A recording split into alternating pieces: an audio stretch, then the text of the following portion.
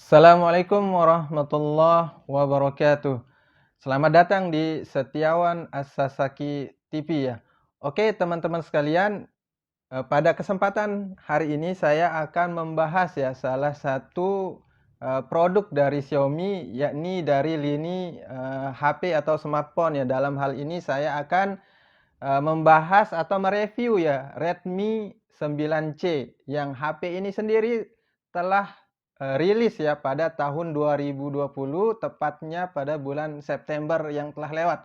Dan hari ini adalah bulan September 2021. Jadi bisa kita bilang umur HP ini ya setelah perilisannya sudah hampir kurang lebih 1 tahun umurnya. Nah, yang saya akan bahas pada kesempatan kali ini, yang akan saya review ya pada kesempatan kali ini adalah apakah si smartphone ini masih mumpuni ya dari sisi performa multitaskingnya, kemudian performa baterainya, kemudian performa HP-nya juga. Apakah secara keseluruhan ya ini masih bagus setelah saya memakainya selama kurang lebih 9 bulan sejak Desember 2020 ya. Oke, untuk performa multitaskingnya sangat-sangat masih layak ya di 2021 ini, karena ini RAM-nya adalah 4 GB ya dengan storage 64 GB. Dan menurut saya setelah 9 bulan pemakaian ini masih sangat kencang lah, walaupun ya tidak kencang-kencang amat ya. Karena ini pakainya CPU-nya Cortex A53 ya. Jadi ya ini kan CPU hemat daya ya, bukan kencang-kencang banget ya. Walaupun up to 2,3 GHz ya. Nah, untuk saya yang kerja di sekolah ya, ya cukup untuk buka WhatsApp seperti itu ya. Ini sudah lancar banget lah seperti itu. Kemudian buka tutup Instagram. Nah, ini juga masih lancar-lancar saja seperti itu. Yang penting ya WiFi-nya tidak ngadat dan datanya juga tidak kosong ya, kencang lah seperti itu. Dan perlu diketahui, aplikasi ya, di HP saya ini totalnya 300-an lebih ya, dan ya tentu, eee, ada beberapa yang saya pakai sering dan ada juga jarang-jarang ya seperti itu. Tapi menurut saya ini sangat banyak ya, dan bahkan bagi orang lain ini mungkin kaget, 300 lebih ini aplikasi, baik yang bawaan maupun yang saya download kemudian ya, itu 300 lebih. Dan masih lancar-lancar saja seperti itu. Kemudian karena ini triple slot, punya dedicated slot tersendiri untuk apa namanya, untuk memori eksternal. Jadi saya pakai memori eksternal yang kapasitasnya adalah 128 GB dan sisanya tinggal 96% ya. 96% sudah terpakai maksudnya, dan ya tinggal beberapa giga ya. Untuk penyimpanan internal storage ini saya khususkan untuk aplikasi saja ya, tanpa simpan yang lain kecuali ada data WhatsApp, Telegram, Instagram, dan yang lainnya ya.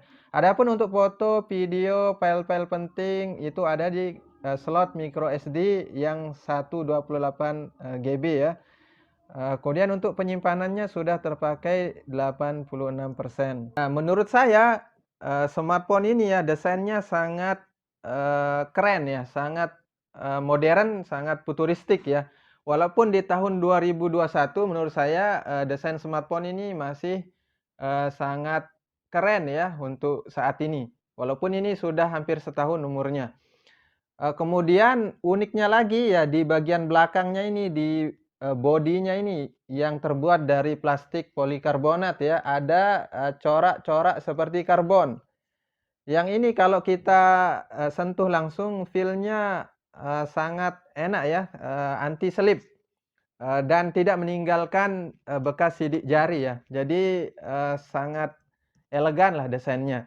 Kemudian ada sensor fingerprint di bagian belakang dengan setup kamera triple ya, ada 13 MP untuk kamera utamanya. Kemudian ada juga sensor depth 2 megapiksel, kemudian ada juga sensor makro 2 megapiksel ya. Kemudian di sini ada LED flash dan ada tulisan AI kamera.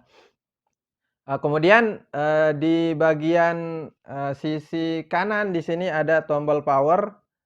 Kemudian di sini juga ada tombol up and down. Kemudian di sisi atas ada 3,5 mm headphone jack. Kemudian di bagian kirinya ada slot SIM ya, yang triple slot punya.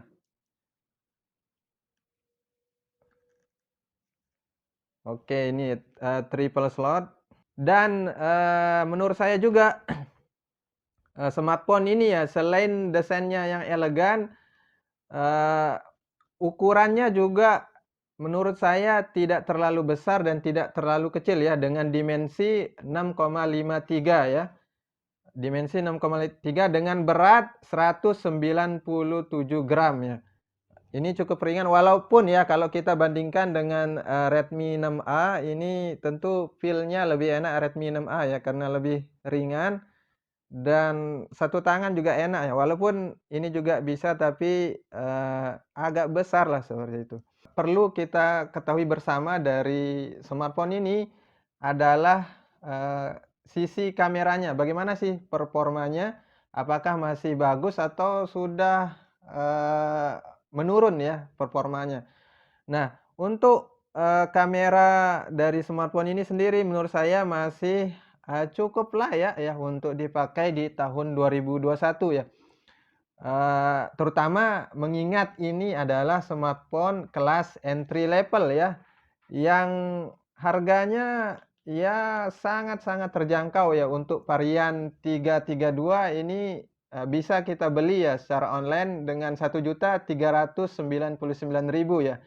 Kalau offline di toko resmi ya seperti Mi Shop, kemudian Mi Store dan yang lainnya itu tambah 1.499.000. Kemudian yang saya punya ini varian 464 GB, itu harganya kalau online di official store ini adalah 1.599.000 atau 1.600.000 kurang 1.000 ya, seperti itu. Dan kalau beli offline itu 1.699.000, dan menurut saya ini masih terjangkau ya untuk spesifikasi dan performa yang dikasih sama HP ini. Kalau kita lihat brand-brand lain itu juga masih banyak ya di harga yang segini atau lebih dari harga ini. Bahkan mereka cuma bisa memberi ya varian RAM dan ROM itu 3/32. Dan sangat langka itu HP di seharga Redmi 9C ini untuk brand-brand besar seperti Samsung, kemudian Oppo, kemudian Vivo dan Realme ya. Itu langka mereka 4/64, harganya mirip-mirip dengan ini ya. Pasti lebih dari ini. Misalnya contohnya adalah Samsung M11 ya, yang rilis pada tahun 2020 juga ya. Itu harganya lebih mahal dari varian yang 464 ini. Harganya 1.849.000 ya untuk varian 332 GB. Dan tentu ini ya sangat mahal ya seperti itu. Kemudian di Oppo juga ada A15. Ini varian yang diberi juga 232 dengan harga 1.749.000. Kemudian kalau kita beli online 1.699.000, ini setelah didiskon 100.000 ya. RAM-nya kita dapat 2 dan memorinya 32. Ini juga dirilis pada tahun 2020 juga. Jadi sangat jauh ya, ketika Xiaomi telah memberi 64 GB dengan harga 1.700.000, Oppo cuma bisa memberi ya 232. Berarti jauh. Untuk kamera di Redmi 9C ini 13 megapiksel ya kamera utama. Ini ada beberapa menunya ya.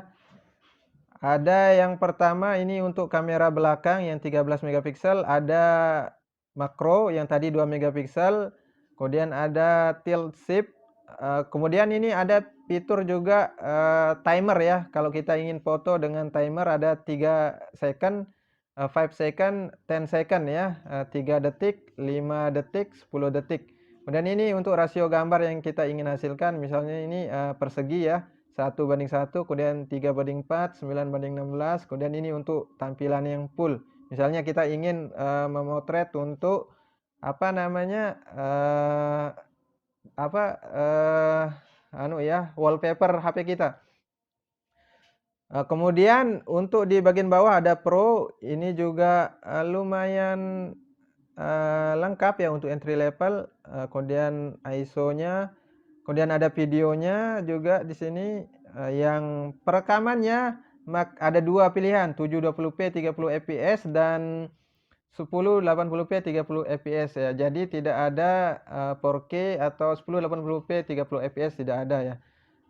Kemudian ada untuk foto seperti biasa, kemudian ada mode portrait ini untuk bokeh-bokehan dengan lensa depth sensor tadi.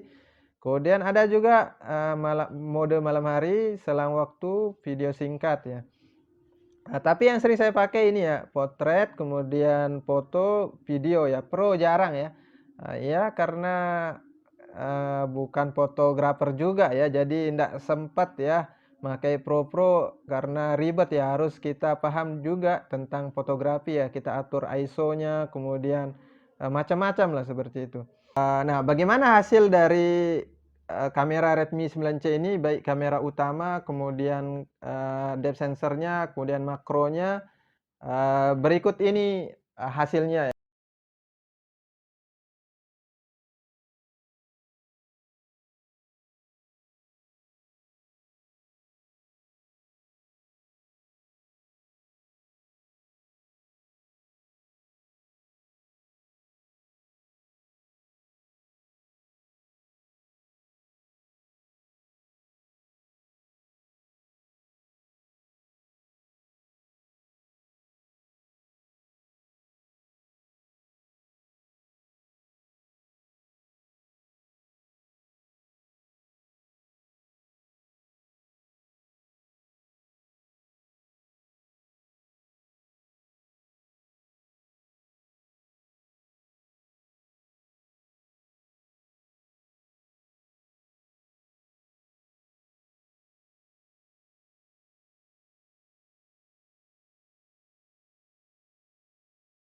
Oke, ini untuk hasil perekaman kamera belakang 13 megapiksel dengan resolusi 1080p 30 fps, dan ini adalah perekaman maksimal ya di Redmi 9C ini. Tidak ada 4K dan tidak ada juga 1080p 60 fps ya. Dan ini cukup terang ya. Yang penting pencahayaan bagus. Oke, ini untuk hasil perekaman dengan kamera selfie-nya yang beresolusi 5 megapiksel ya. Dan ini perekamannya pada mode 1080p 30 fps sama dengan kamera belakang tadi, dan ini adalah resolusi maksimal dari kamera ini untuk di kamera selfie-nya. Dan hasilnya cukup jernih, cukup terang kalau cahaya cukup ya. Oke, kita tes sekarang untuk speakernya ya, kita fullkan volumenya. Apakah benar-benar keras?